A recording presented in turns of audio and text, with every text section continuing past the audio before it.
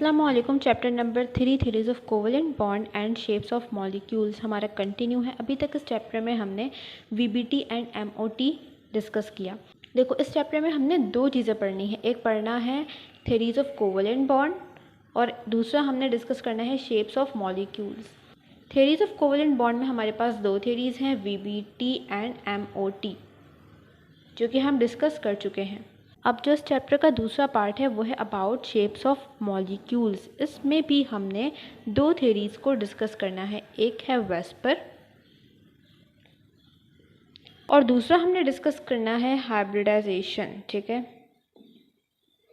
तो आज की वीडियो में हम डिस्कस करेंगे VSEPR, valence shell electron pair repulsion theory, जिसको हम शॉर्ट फॉर्म में वेस्पर भी कहते हैं। ये थ्योरी हमें मदद करती है मॉलिक्यूल्स का शेप पता करने में। ठीक है, मॉलिक्यूल्स के शेप को समझने में।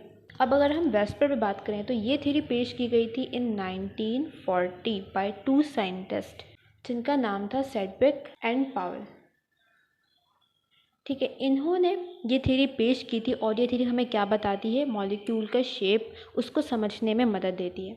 इस थ्योरी के पॉइंट्स पर आने से पहले कुछ टर्म्स हैं जो कि इसमें बार बार यूज़ होंगे, तो हम पहले उनको डिस्कस करेंगे, like valence shell, bond pair and lone pairs. इनको हम पहले देखेंगे ताकि जब आगे ये वर्ड्स यूज़ हों तो हमें ईजी हो जाए। फर्स्ट है वैलेंस शेल। वैलेंस शेल क्या होता है, किसी भी एटम का एक एग्जाम्पल ले लेते हैं, जैसे कि ऑक्सीजन। ऑक्सीजन का एटॉमिक नंबर क्या है, 8। ठीक है, इसका हम ये सेंटर में न्यूक्लियस बना दिया, ये इसका फर्स्ट शेल है, ये इसका सेकंड शेल। अच्छा, अब फर्स्ट शेल में कितने इलेक्ट्रॉन्स आ सकते हैं, 2 इलेक्ट्रॉन्स। ये रहा एक इलेक्ट्रॉन, ये दूसरा इलेक्ट्रॉन। ठीक है, और कितने रह गए, 6 रह गए। तो 1 2 3 4 एंड 5 6। अब देखो, इस ऑक्सीजन के पास 2 शेल्स हैं, एक ये फर्स्ट शेल और ये दूसरा सेकंड शेल। अब देखो, वैलेंस शेल क्या है, किसी भी एटम का जो लास्ट शेल है वो क्या कहलाता है, वैलेंस शेल। सही है, जैसे कि ऑक्सीजन का ये जो सेकंड शेल है, ये कौन सा शेल होगा, वैलेंस शेल, क्योंकि ये लास्ट शेल है। लास्ट जो इलेक्ट्रॉन्स मौजूद हैं वो इस शेल में मौजूद हैं। इसी तरह से अगर हम बात करें हाइड्रोजन की, तो हाइड्रोजन के पास एक इलेक्ट्रॉन होता है, ये कहाँ पे आएगा, फर्स्ट शेल में। ठीक है, तो हाइड्रोजन का वैलेंस शेल कौन सा होगा, फर्स्ट शेल। तो ज़रूरी नहीं है कि सेकंड शेल ही हमेशा वैलेंस शेल हो, कभी फर्स्ट शेल भी वैलेंस शेल हो सकता है, सेकंड भी हो सकता है, थर्ड भी हो सकता है, फोर्थ भी हो सकता है। ठीक है, तो ये डिपेंड करता है कि एटम कौन सा है। वैलेंस शेल समझ आया, किसी भी एटम का लास्ट शेल वो क्या होगा, वैलेंस शेल। और वैलेंस शेल में जो इलेक्ट्रॉन्स मौजूद हैं उन्हें हम क्या कहेंगे, वैलेंस इलेक्ट्रॉन्स। ठीक है, वैलेंस शेल में जो इलेक्ट्रॉन्स मौजूद हैं उन्हें हम क्या कहेंगे, वैलेंस इलेक्ट्रॉन। जैसे अभी हमने देखा, हाइड्रोजन के पास एक वैलेंस इलेक्ट्रॉन था, ऑक्सीजन में 6 वैलेंस इलेक्ट्रॉन्स थे। अब ये जो वैलेंस इलेक्ट्रॉन्स हैं ये 2 तरह के होते हैं, एक को हम कहते हैं बॉन्ड पेयर। ठीक है, एक को हम क्या कहते हैं, बॉन्ड पेयर, और दूसरा क्या कहलाता है, लोन पेयर। ये दोनों कहाँ पे मौजूद होंगे, ये दोनों वैलेंस इलेक्ट्रॉन्स हैं, मतलब ये दोनों वैलेंस शेल में मौजूद होंगे।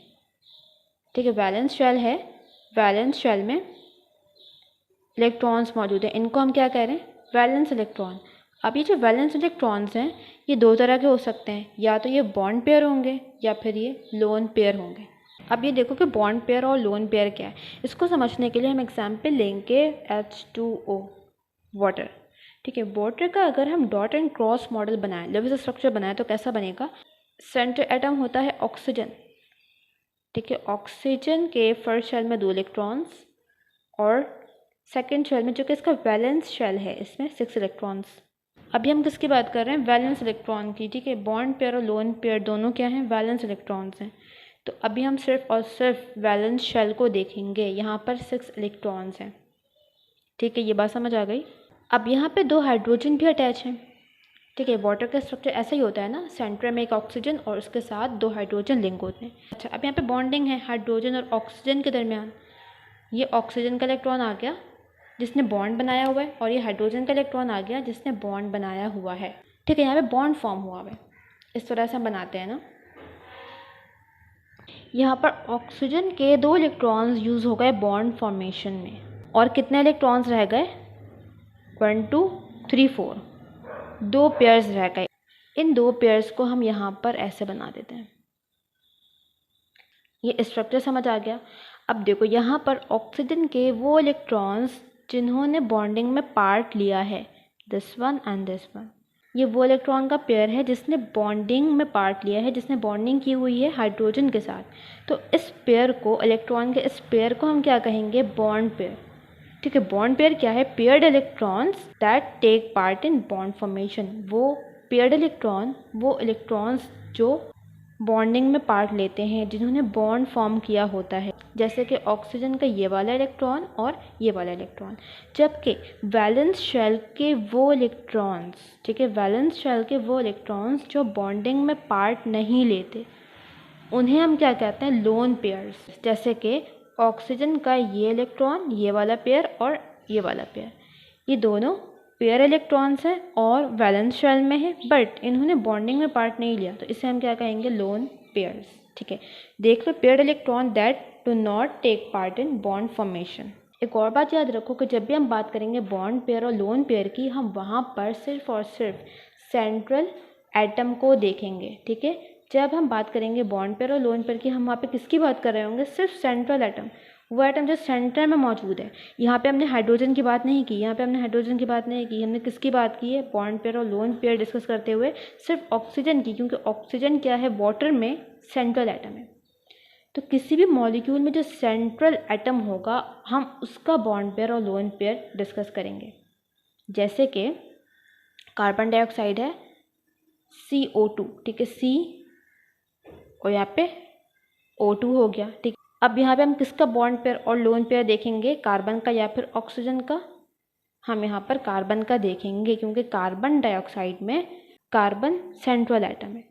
अब हम डिस्कस करें वास्पर के पोस्टुलेट्स। फर्स्ट पॉइंट देखो, there may be two types of electron pair surrounding the central atom. Number 1 bond pair and number 2 lone pair. ठीक है, सेंट्रल एटम के पास दो तरह के इलेक्ट्रॉन पेयर्स हैं।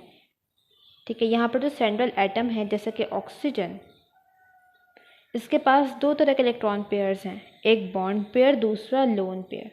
ठीक है, ये सेंट्रल एटम लाजमी है।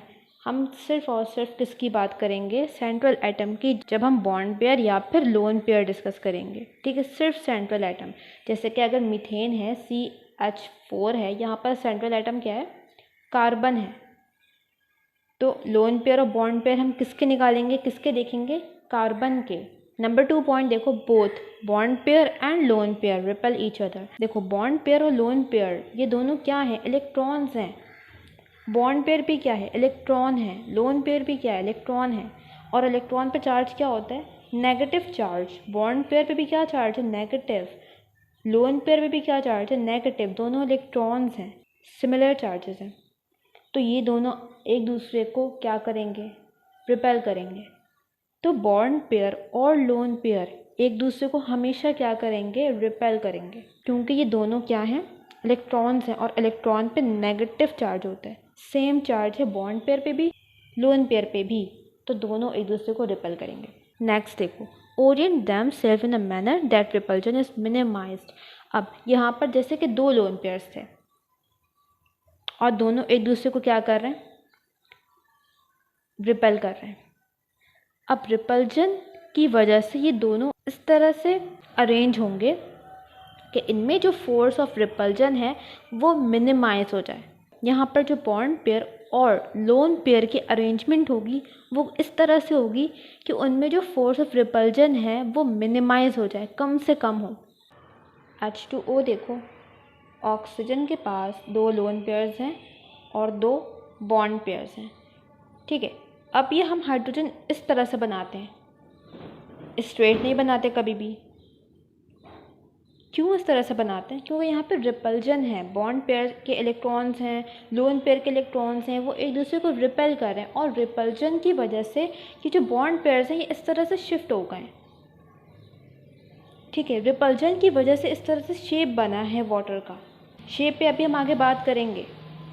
बस अभी यहाँ पे इतना समझो कि जो बॉन्ड पेयर और लोन पेयर हैं ये एक दूसरे को रिपेल करते हैं, और इनमें रिपल्जन की वजह से जो बॉन्ड पेयर और लोन पेयर्स हैं वो ख़ुद को इस तरह से अरेंज करते हैं कि उनके दरमियान जो फोर्स ऑफ रिपल्जन है वो मिनिमाइज हो जाए, वो कम से कम हो।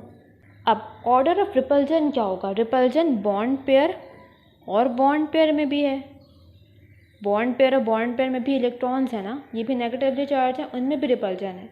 जैसा कि यहाँ पे 2 बॉन्ड पेयर है, इनमें भी रिपल्जन है। और बॉन्ड पेयर और लोन पेयर में भी रिपल्जन है, जैसा कि ये लोन पेयर और ये बॉन्ड पेयर है तो यहाँ पे भी रिपल्जन है। और लोन पेयर और लोन पेयर में भी रिपल्जन है, जैसे कि ये लोन पेयर और ये लोन पेयर, तो यहाँ पर भी फोर्स ऑफ रिपल्जन है। तो रिपल्जन 3 तरह से हो सकती है, या तो बॉन्ड पेयर और बॉन्ड पेयर में होगी, बॉन्ड पेयर लोन पेयर में होगी, या फिर लोन पेयर और लोन पेयर में होगी। ठीक है, फोर्स ऑफ रिपल्जन होगी। लेकिन ये जो फोर्स ऑफ रिपल्जन है, ये फोर्स एक जैसी नहीं होगी इन तीनों में। इस फोर्स का मैग्नीट्यूड डिफरेंट होगा, किसी के दरमियान ज़्यादा होगी, किसी के दरमियान कम होगी। अब इसका ऑर्डर देखते हैं। सबसे ज़्यादा रिपल्जन होगी between lone pair and lone pair, सबसे ज़्यादा मैक्सिमम। फिर रिपल्जन होगी between bond pair and lone pair, और उससे कम रिपल्जन होगी between bond pair and bond pair. तो सबसे कम फोर्स ऑफ रिपल्जन है between bond pair and bond pair, और सबसे ज़्यादा फोर्स ऑफ रिपल्जन है between lone pair and loan pair. ठीक है, यहाँ पे सबसे ज़्यादा फोर्स ऑफ रिपल्जन है, ये एक लोन पेयर, ये दूसरा लोन पेयर, तो इनके दरमियान सबसे ज़्यादा फोर्स ऑफ रिपल्जन है। जबकि यहाँ पे उसके मुकाबले में कम है, यहाँ पे उसके मुकाबले में कम है, और यहाँ पर दोनों से कम है।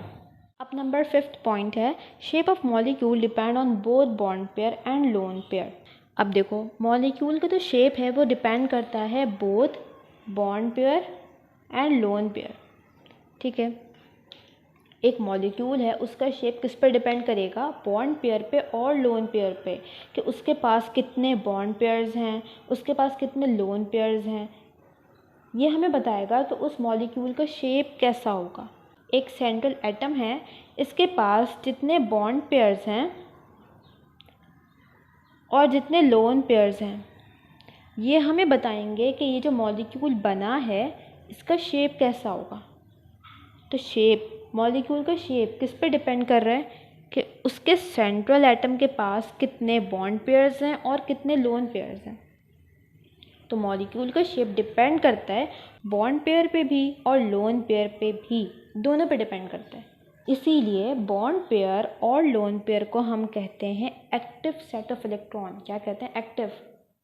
एक्टिव सेट ऑफ इलेक्ट्रॉन्स, क्योंकि ये हमें मदद करते हैं किसी भी मॉलिक्यूल का शेप पता करने में। अब लास्ट पॉइंट देखो, नंबर 6।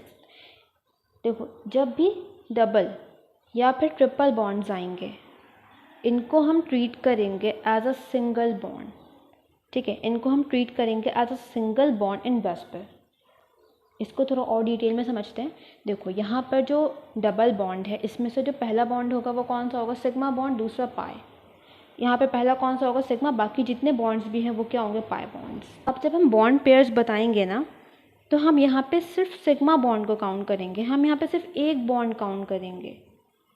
सही है, यहाँ पर हम पाई बॉन्ड को काउंट नहीं करेंगे बॉन्ड पेयर बताने के लिए। यहाँ पे वैसे 2 बॉन्ड्स हैं, तो यहाँ पे बॉन्ड पेयर्स भी कितने हो गए? फिर 2 हो गए।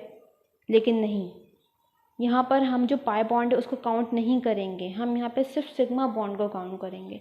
तो अब अगर मैं पूछूं कि इनमें बॉन्ड पेयर्स कितने होंगे, तो एक बॉन्ड पेयर होगा। तो बस इतनी सी बात याद रख लो कि डबल बॉन्ड और ट्रिपल बॉन्ड, इसको हम ट्रीट करते हैं as a single bond in VSEPR. ठीक है, डबल बॉन्ड हो या ट्रिपल बॉन्ड हो, उसको हम क्या काउंट करेंगे? एक बॉन्ड काउंट करेंगे, सिंगल बॉन्ड काउंट करेंगे। अब हम ऐसा क्यों करें? क्यों हम पाई बॉन्ड को, पाई इलेक्ट्रॉन्स को नेगलेक्ट कर रहे हैं? क्योंकि हमारा मकसद क्या है? मॉलिक्यूल्स का शेप बताना। ये बॉन्ड पेयर और लोन पेयर हम क्यों कर रहे हैं? ताकि हमें मॉलिक्यूल का शेप पता हो, हम मॉलिक्यूल का शेप बता सकें।